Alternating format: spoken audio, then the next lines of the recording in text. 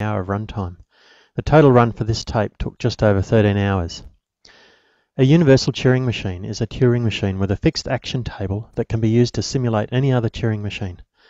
Both the description of the other Turing machine and its data are encoded onto the tape of the universal Turing machine. So a universal Turing machine can calculate any computable function. I've drawn from the particular machine that was created by Paul Rendell for his Game of Life implementation because I had similar goals, that it be reasonably simple but also not take too many cycles to perform the simulation. Apart from reversing the tape and changing the symbol encoding, it is essentially the same machine, with 13 states and 8 symbols. The Turing machine being simulated simply duplicates a string of symbols, effectively a unary multiply by 2. The data here being operated on is a string of just 3 symbols.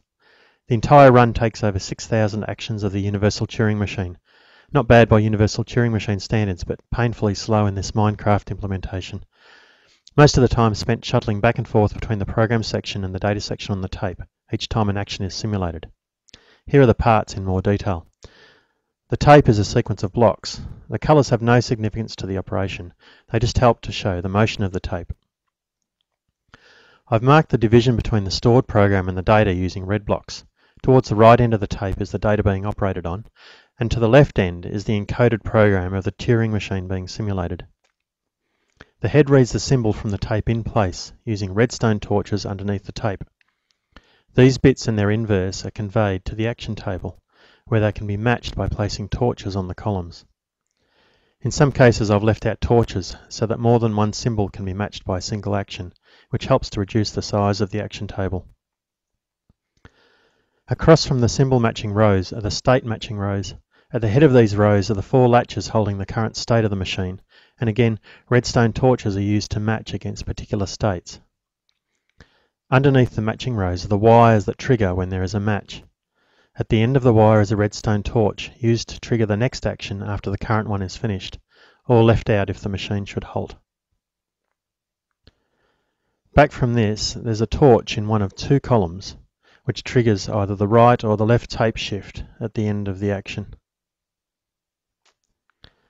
Further along, there's a set of 4 torch positions, and these torch positions set the next machine state after the action. I've reserved state 0 for the error case when no action matches. And still further along is a set of 3 torch positions that define the change to the symbol.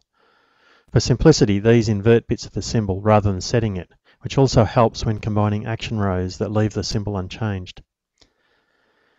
The outputs from the action table are all relayed underneath from the far end of the action table so that the delay time is the same no matter which action is matched out of the array. The symbol change outputs feed back underneath the head and in from the back of the head. The head uses pistons to change the bit values. These pistons pull back the top block, then they raise the bottom block and lower the top block, and then they push this new bottom block back into place. A solid block at the bottom represents a bit value of 1, and a glass block a bit value of 0. From here we then go back to the rest of the sequence.